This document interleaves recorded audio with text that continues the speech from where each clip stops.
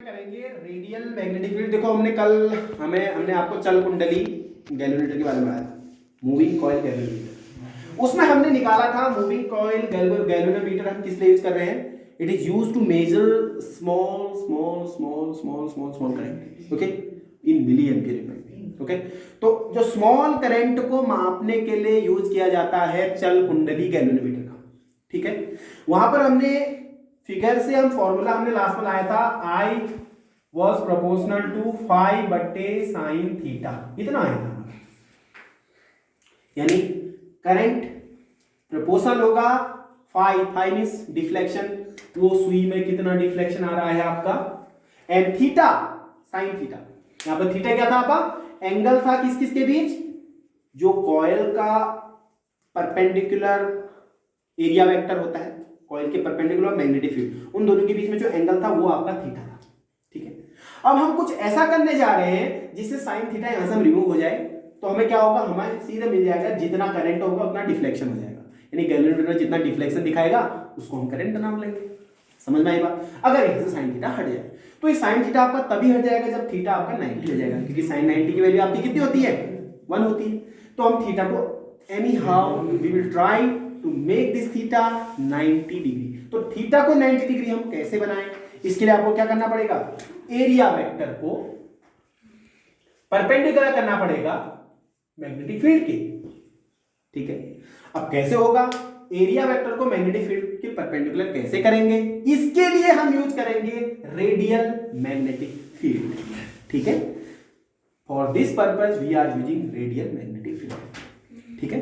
तो how to generate this radial magnetic field, इस radial magnetic field को हम कैसे बनाएं, तो इसके लिए हम दो चीजें लेंगे। नंबर 1 सिलिंड्रिकल मैग्नेट लेंगे।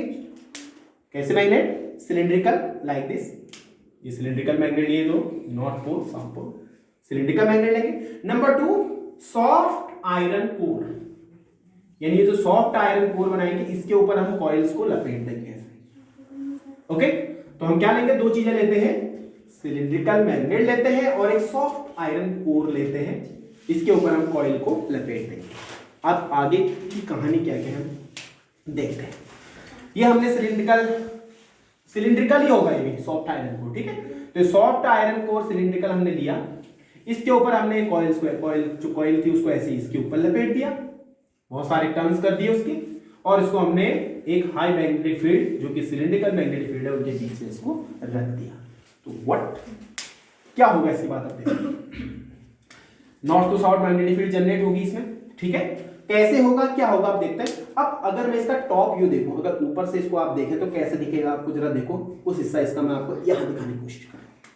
देखो ये आपका मैग्नेटिक फील्ड है सिलिंड्रिकल, ये इसका टॉप व्यू आपको मैं यहां पर लिख रहा हूं। ये टॉप व्यू क्या है, ये फाइन वायर जो ऊपर वाला है ये हम लिख रहे हैं, ठीक है। अब हमने जो यहां पर सॉफ्ट आयरन कोर यूज किया है, इसका यूज क्या है, why do we use this soft iron core cylindrical, जिसके ऊपर आपने इसको लपेटा है, इसको हम क्यों यूज कर रहे हैं, कारण है it is a strong ferromagnetic substance. ये एक फेरोमैग्नेटिक सब्सटेंस है, फेरोमैग्नेटिक सब्सटेंस होता है सॉफ्ट आयरन कोर। तो उससे क्या होगा, लौ चुंबकीय होता है, तो इससे क्या होगा, ये सारी की सारी जो फील्ड लाइंस होती है मैग्नेटिक फील्ड लाइंस को अपने ऊपर से पास करा देता है। Means all the magnetic field lines will pass through this. कोई ऐसा नहीं है कि वो बाहर से आ रही, नहीं, सारी की सारी मैग्नेटिक फील्ड लाइंस इस फेरोमैग्नेटिक सब्सटेंस जो सॉफ्ट आयरन कोर का बना हुआ है, सारी की सारी मैग्नेटिक फील्ड लाइंस इससे पास करेंगे। तो टॉप व्यू बना रहा हूं, ये सब ये मैग्नेटिक फील्ड लाइन गई, इससे पास हुई, यहां से आई, ये पास हो गई यहां से, यानी जितनी भी मैग्नेटिक फील्ड लाइंस निकलेंगी नॉर्थ पोल से, ये सारी की सारी इस सॉफ्ट आयरन कोर से पास कर जाएंगे, ठीक है। अब आप देख सकते हैं हर केस में किसी भी केस में ले लो, एरिया वेक्टर यानी कॉइल्स के परपेंडिकुलर जो एरिया वेक्टर होगा, हर एक केस में कहीं ना कहीं मैग्नेटिक फील्ड के परपेंडिकुलर हो जाएगा। कैसे भी, कॉइल टर्न कर रही है, कोई magnetic field line area vector के परपेंडिकुलर हो जाएगी, यानी हर एक केस में magnetic field lines will be perpendicular, area vector इसके परपेंडिकुलर होगा, तो हर एक केस में जो मैग्नेटिक फील्ड लाइन है वो एरिया वेक्टर के परपेंडिकुलर इसमें हो जाएगी। तो थीटा आपका कितना हो गया, आपका 90 हो गया। थीटा 90 हुआ तो हमने फॉर्मूला लिया था, I was proportional to phi by sin theta, theta 90, तो now I is proportional to phi। Means current deflection के प्रोपोर्शनल हो गया। Means as much is the current that much will be the deflection, यानी जितना ज्यादा current होगा उतना ज्यादा डिफ्लेक्शन होगा। तो डिफ्लेक्शन आप यहाँ जो आपका स्केल लगा होता है उसमें आपको जहां पर सुई रुकेगी वही डिफ्लेक्शन होगा, वही करंट का मेजरमेंट होगा। समझ में आई बात? So this was the reason for using radial magnetic field. क्यों हम रेडियल मैग्नेटिक फील्ड यूज करेंगे गैल्वेनोमीटर में, ये था इसका कारण। समझ में आ गई बात? ओके, नाउ कुछ एक दो टर्म्स इसमें और है। सेंसिटिविटी ऑफ गैल्वेनोमीटर, यानी गैल्वेनोमीटर की सुग्राहिता, कौन सा गैल्वेनोमीटर अच्छा होगा? बताओ कौन सा गैल्वेनोमीटर अच्छा होगा? ऐसा वही तो होगा ना, गैल्वेनोमीटर किसके लिए यूज कर रहे हैं? करंट नापने के लिए, ठीक है। तो कौन सा यूज अच्छा होगा? जो ज्यादा करंट में कम डिफ्लेक्शन दे या कम करंट में भी डिफ्लेक्शन दे दे? आंसर होगा जो छोटे से करंट में भी डिफ्लेक्शन दिखा दे, वही तो सेंसिटिविटी ऑफ द गैल्वेनोमीटर कहलाएगा, वही गैल्वेनोमीटर ज्यादा सुग्राही होगा, ठीक है। तो कैसे करेंगे? इसमें दो टाइप की सेंसिटिविटी होंगी। One is current sensitivity. Current sensitivity का मतलब छोटे से करंट में डिफ्लेक्शन दिखा दे, ज्यादा डिफ्लेक्शन। एक छोटा सा करंट भी अगर उसमें करंट वायर छोटे जिसमें बहुत कम करंट उसको पास है उसमें भी डिफ्लेक्शन दिखा दे, यानी छोटे से करंट में भी डिफ्लेक्शन दिखा दे तो उतना ज्यादा गैल्वेनोमीटर सेंसिटिव हो जाएगा। फाई बाई आई, तो अगर फाई बाई आई इक्वल देखो तो NAV/C होगा, क्योंकि हमने फॉर्मूला क्या पढ़ा था? हमने फॉर्मूला बताया torque was equals to torque restoring, torque कितना था? NIAB, sin थीटा तो 90 हो गया, टॉर्क रिस्टोरिंग था आपका फाई सी, तो यहाँ कर फाई बाई आई करें तो कितना हो जाएगा? Phi by I equal to it will be NAB/C। समझ में? तो phi by I equal to NAB/C, तो फाई बाई आई क्या कहलाएगा? आपका करंट सेंसिटिविटी, ठीक है।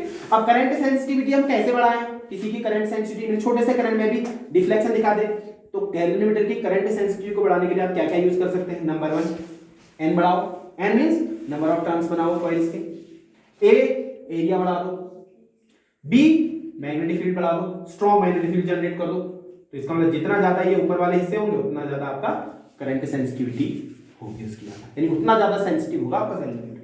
और C आपको कम करना है, C मींस टॉर्जनल कांस्टेंट को कम कर सकते हैं आप। टॉर्जनल कांस्टेंट कम करने के लिए आप जो वायर लिए हो तो बहुत फाइन वायर लेना आप, ठीक है।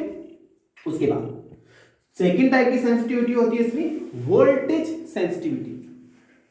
वोल्टेज सेंसिटिविटी मींस छोटे से वोल्टेज में ज्यादा डिफ्लेक्शन, फाई बाई वी, छोटे से वोल्टेज में ज्यादा डिफ्लेक्शन, इसको दिखाता। तो अगर देखो V इक्वल हमने ओम्स लॉ में क्या होता है? V इक्वल टू IR होता है, I की वैल्यू हमने निकाली थी, यहां से क्या हो जाएगी? I की वैल्यू बता दो, फाई क्या होगी मतलब फाई C बाई NAB हो जाएगी, फाई C बाई NAB और इनटू R, यानी फाई CR बटे NAB, ये V की जगह, तो V की वैल्यू अगर यहां रखें फाई CR बटे NAB तो NAB ऊपर जाएगा, फाई CR नीचे आ जाएगा, तो फाई बाई V इक्वल हो जाएगा NAB by C into R, ठीक है। तो वोल्टेज सेंसिटिविटी कैसे बढ़ा सकते हैं आप?